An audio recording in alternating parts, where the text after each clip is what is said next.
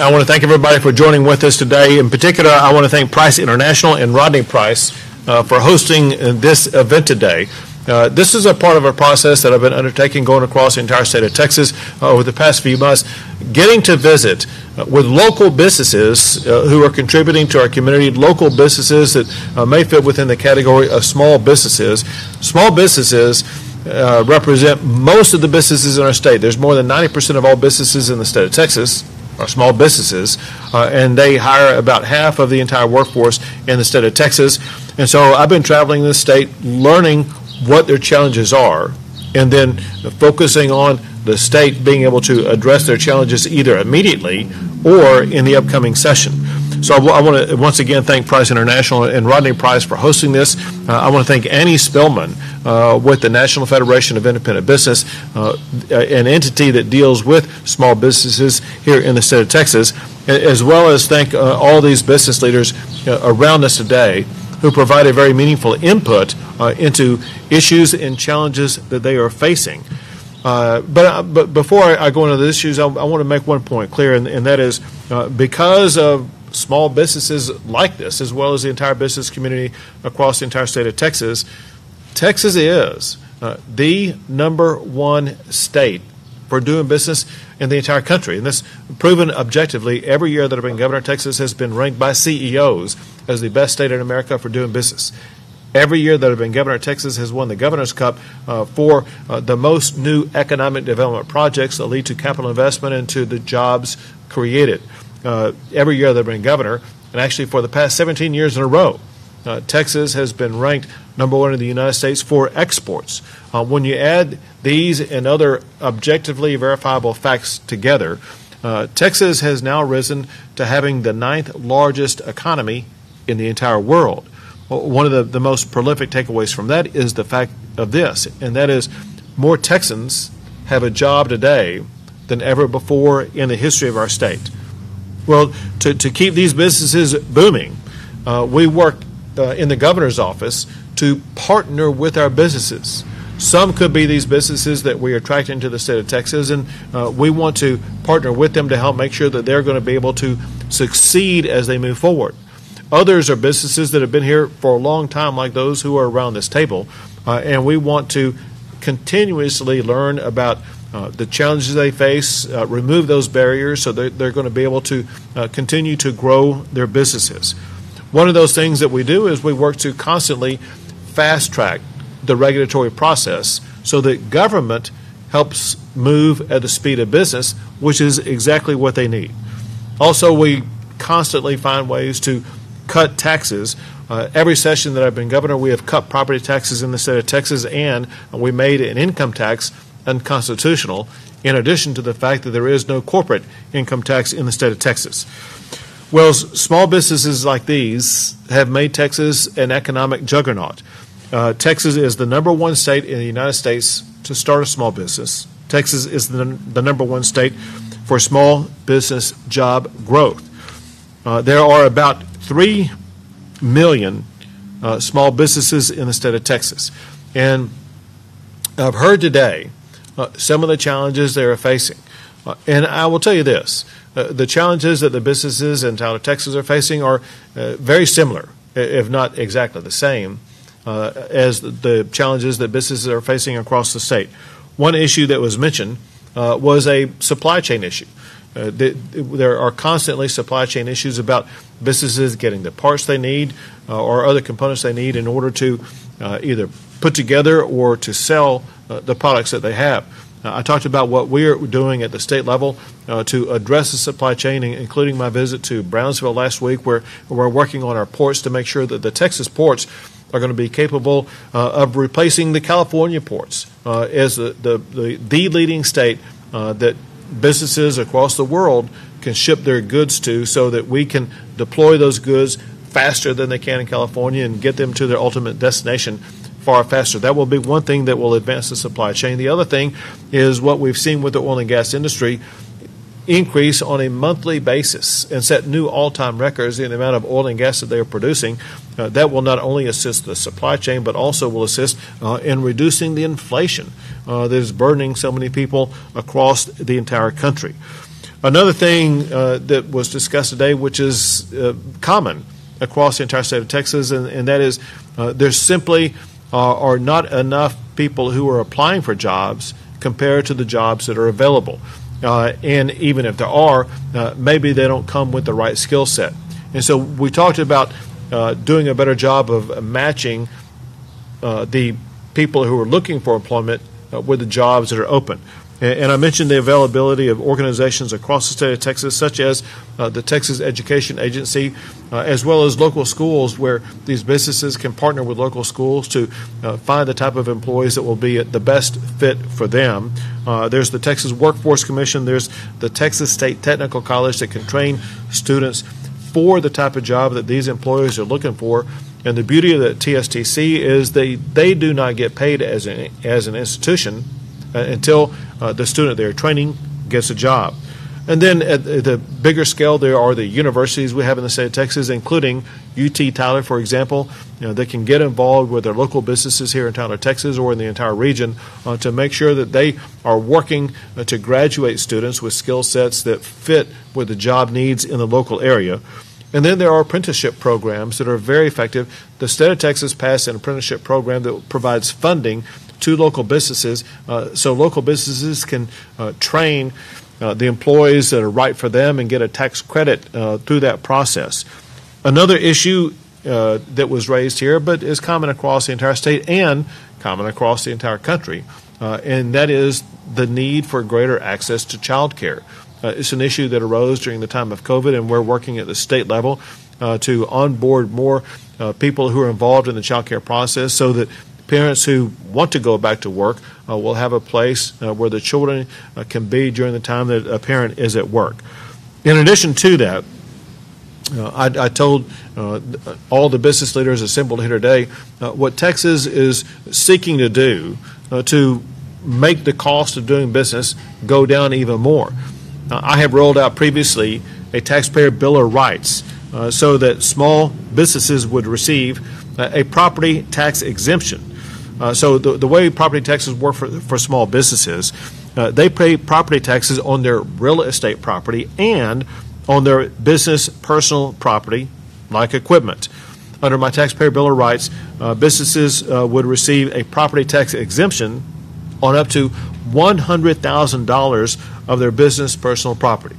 That will lower the cost of doing business for these small businesses, that will spur the economy even more, spur their capability of hiring more people, paying more people, so that businesses can continue to grow.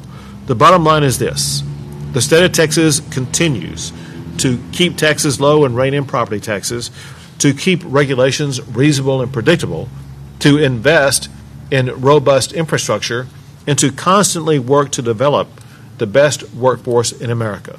Where the state of Texas is working together with our local partners and with our local business leaders, we will keep Texas the best state in America to do business and to grow jobs. With that, I would like to turn it over to our host for the day, and that is Rodney Price with Price International. Thank you. It's an honor and a privilege to have Governor Abbott visit us today. I want to thank you for the effort and the interest that you are showing to try to help relieve the tax burdens that we face as small business owners. It is significant, and we appreciate it, and we don't take it for granted. I would like to also thank each of the business owners here at the table for being generous with your time and being willing to be here today. I also want to say that I really admire what you're doing for the state. It's no coincidence that we have large companies coming to the state of Texas in droves. And in fact, Navistar, our parent company, just opened a new factory in San Antonio, a $250 million factory. In the first truck that rolled off that assembly line was an electric vehicle. And so, of course, that's where things are moving. But more importantly, I appreciate the values that you stand for.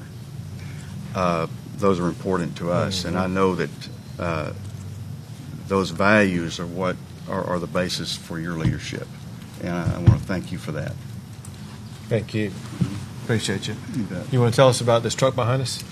Yes, I would say, unfortunately, if you ordered one today, we would be well into 2023 before we could get it delivered. Wow. But this is a truck that we have sold. Every truck we have is sold. We've just not given it to the customer yet. But he will. It's a fuel distributor and a local business that has been a customer of ours for a long time. You should autograph it.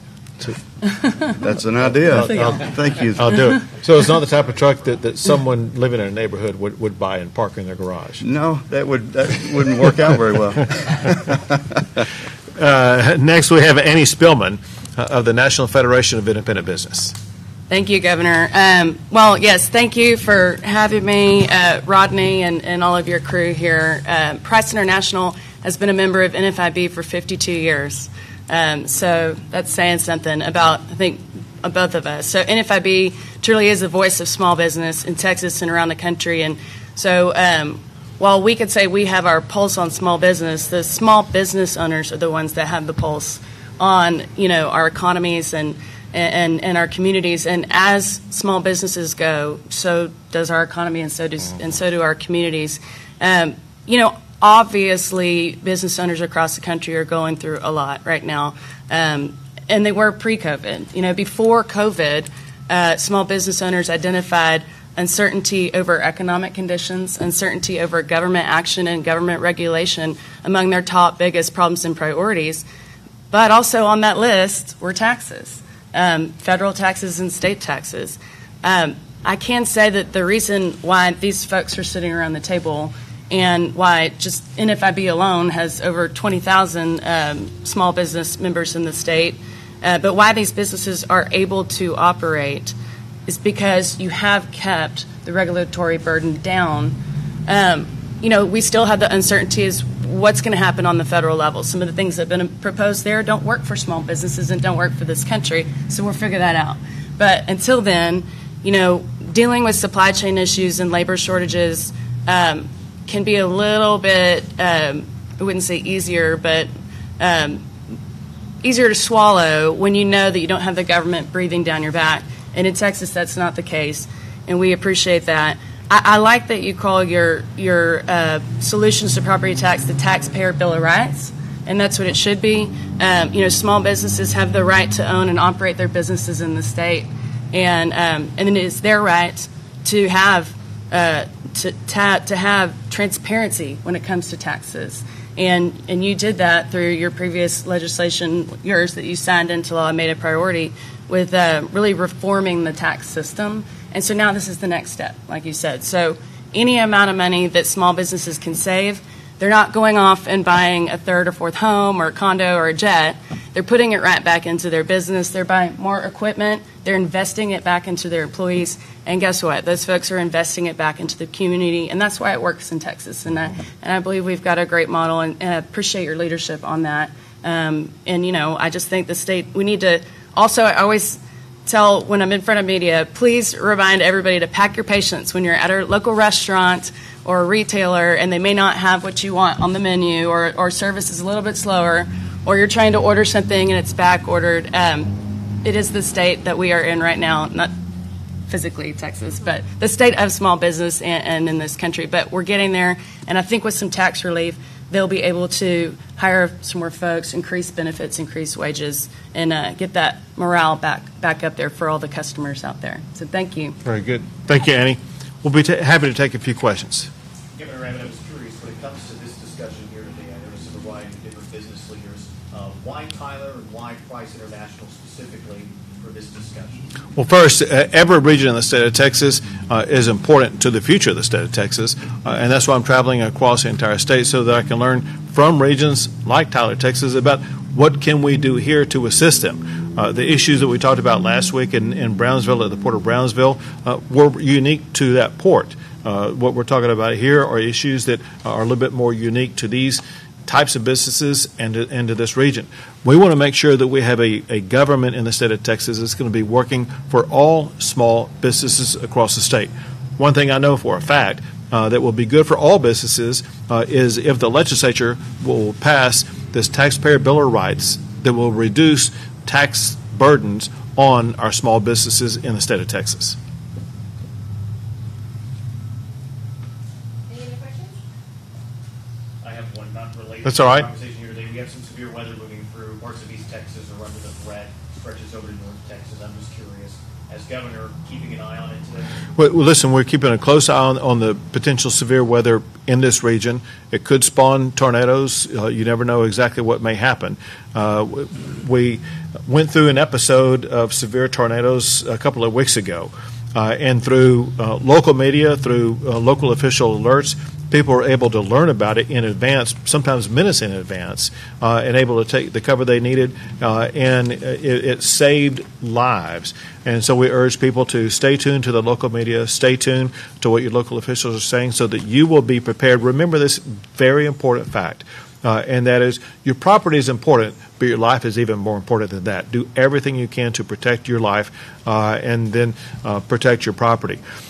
That is in addition to what we've been dealing with across the state concerning fires. There may be less fire-based issues here in the greater Tyler region. There have been prolific fire-based issues across the entire state of Texas. I want to give credit to all the firefighters who have been putting their lives on the line, battling fires ranging from the Panhandle all the way to South Texas. They've been doing a terrific job minimizing loss of life, minimizing loss of housing and other property. And so Texas emergency responders are doing a fantastic job. They will be working 24/7 to respond to any storms that may be sweeping through the greater Tyler area later today. Thank you, guys. Thank you all. Most importantly, thank you all very much. Governor.